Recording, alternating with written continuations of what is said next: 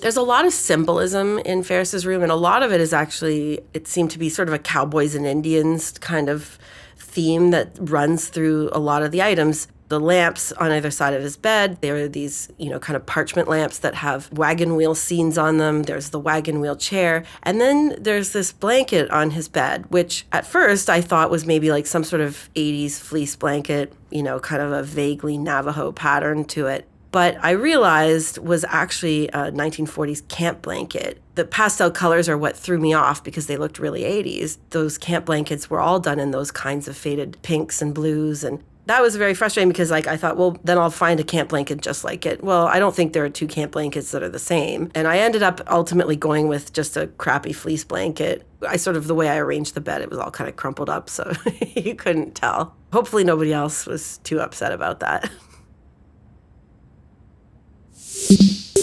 I spent a lot of time looking for a mannequin that looked like it, 50s looking mannequin. It had kind of painted hair, and I just couldn't find anything like it.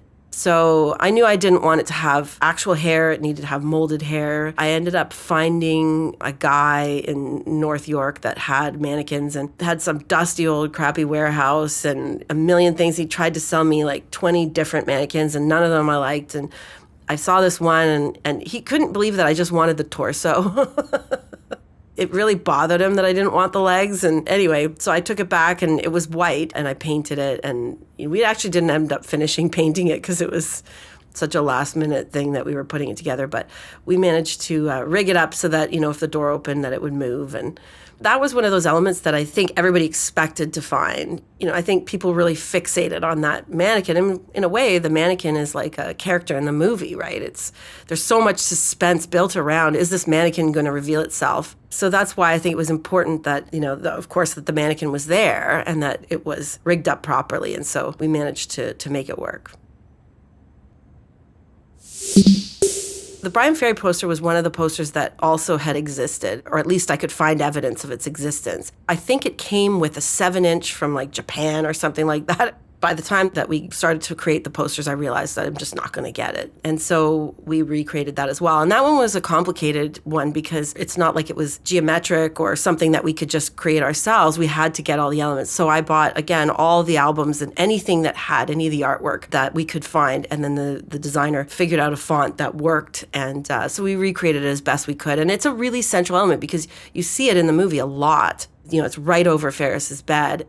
Bryan Ferry's kind of Ferris's, patron saint, right? We had to nail the Bryan Ferry poster. Interestingly, there's pictures of Bryan Ferry all over his room, which I thought was kind of interesting for a teenager, a guy who's, 16, 17 years old, to be so obsessed with Bryan Ferry of all the 80s icons. But anyway, that was the story of that. So the Cabaret Voltaire poster is probably one of the more coveted items in the room. I had a lot of people write to me when I was crowdsourcing for all of these items saying, if you ever find that Cabaret Voltaire poster, let me know, or I'll buy it from you, or whatever. It's very visible in the room, and like many elements in the room, really just doesn't exist. You can't find this poster. I couldn't even find pictures of the poster. I just knew that, what I could see in the movie. And so that poster we ended up recreating, and I had an amazing graphic designer, Natasha Leung, and I bought all the singles and albums and everything that I could find that had elements that I knew were in the poster, and she recreated them as faithfully as we could to the movie. And I think it turned out great. So yeah, the Kewpie Doll, one of those elements that I didn't figure out in time for the Toronto iteration of the room, but I did figure it out in time for Chicago. It's one of those little fuzzy items in the background that you don't really notice. I don't think it was ever in focus in the movie, but I ended up figuring out what it was and ordered it from eBay. The timeline was so tight, I had to have it delivered to the Virgin Hotel in Chicago where I was doing the room, and it was one of those last little final touches, and that's the thing is I sort of felt like I never wanted to give up on making it as good as possible. And so I kept looking for items right up until the very end so that I could kind of complete the picture as well as possible.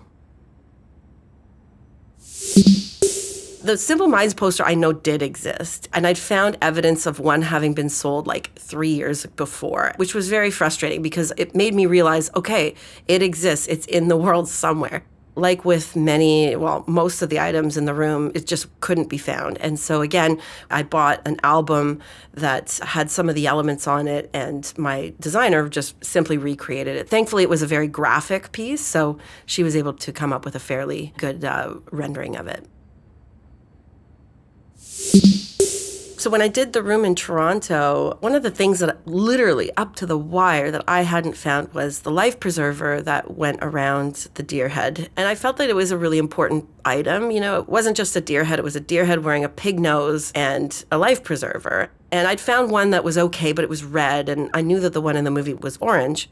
2 days before the event, I got an email saying, hey, I have exactly the life preserver that you want. And I was like, what?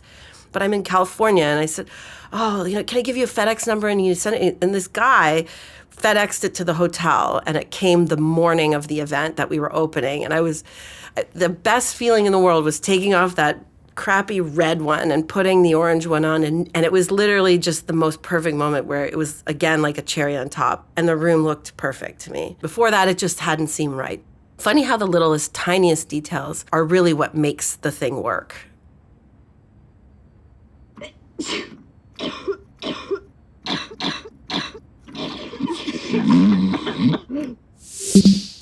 The EMU2 synthesizer is kind of one of the more iconic items in Ferris's room. As you'll remember, Ferris sits there when he's on the phone with one of the girls at school, and he's pretending to be sick, and he's pressing all the keys, and it's making him sound like he's coughing. And I think at the end it sounds like a toilet flushing or something. So I wanted to find that synthesizer, and of course I wanted it to also do all the things that Ferris's synthesizer did. Those synthesizers were very fragile, and they didn't fare very well through the ages. So I ended up finding a broken one, meaning it didn't work. It looked perfect, and I had it sent from California up here. Anyway, it was a really important element of the room, and without it, I just don't think that it would have felt like Ferris's room. That synthesizer was made famous by bands like Depeche Mode and Toto, in fact. Toto, interestingly enough, was apparently the previous owner of this synthesizer. It actually has a little piece of tape on the side that says the word Toto on it.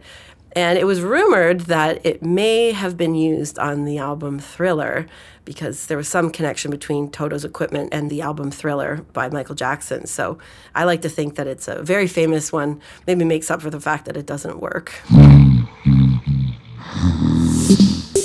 As with many of the items in Ferris's room, I realized that his stereo, much like his computer and his synthesizer, was worth a lot of money, even to this day. I sort of assumed that it was going to be some little Sony, maybe it cost me a few $100 at a vintage store, and turns out that it is a highly collectible Carver Stereo system and an audio source equalizer. It's sort of a coveted equalizer because it had what the Ferris nerds would call the dancing lights. I don't know, it's a really beautiful thing, like if you're into that kind of thing. So I had to find the exact same one. That proved to be very difficult, again, because this particular equalizer was so coveted and loved because of the dancing lights. So I found one like it, I bought that, and then I found the right one and I bought another one. And that was where, you get to visually see the snores that were playing in the room to fool Ferris's parents. And so my tech wizard, Nathan Whitford of Urban Visuals, he helped me to make sure that the snores played through the equalizer so that the lights danced when the snores came up. And that was a very special element to the room.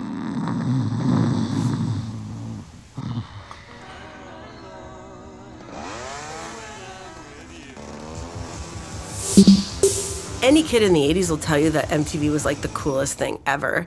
And, we're from Canada, and of course we didn't get it here. And some friends of mine, their parents had it because they had, all the extended channels. My family did not. And so one of the things I loved so much in the movie were these fabulous station IDs. And so I wanted to include them in the room somehow, even though, they kind of happen within a sequence. It's not like they were playing all the time, but I really wanted them to play. And so I found those particular station IDs, I found them in some YouTube clips and edited them together to be the ones that were in the movie. And then I had my friend Nathan Whitford, who's, I always say, is my, electronics wizard, and I had him figure out how to rig up this old TV to play these station IDs on an MP3 player. And so it was just kind of to add a kinetic element in the room that I think people would love. When I did the room in Chicago and when I did the room in Toronto, each had a different horse chair. And the horse chair, when I was in Toronto, was one of the last things that I hadn't found. They're a very obscure kind of furniture called wagon wheel furniture from, I think, the 1950s. And I'd found some, in like Texas and things like that on, secondhand sites, but there was no way I was going to be able to ship a giant chair all the way to Canada. Days before the event, I ended up seeing a very similar looking chair at a secondhand store in Brantford, Ontario. It was upholstered a little differently, but it really had the same kind of feeling, the same shape. It was actually a rocking chair, just the same as the horse chair that was in the movie. And I brought it all the way back to Toronto, barely fit in the car. And I thought, my mother-in-law is really good at upholstering things. And so I thought I'd casually mention it to her that I had this chair, but it wasn't quite right. And I was going to, figure out a way to kind of paint it or do something. And she kindly offered to reupholster the whole chair with a horse applique, just like in the movie. When I was heading to Chicago, somebody reached out to me a few days before the event saying, hey, if you're still looking for the horse chair, I have one. On one of the days that we were setting up, I drove out to Cary, Illinois, and met this woman, and she had this chair, which she had found in the garbage. So it was an actual real wagon wheel chair. It was a little different color. It was brown, like kind of a caramel brown, whereas the one in the movie was like an off-white. But hey, the fact that it was a real wagon wheel chair was like a big high-five moment for all of us. So that was a wonderful thing.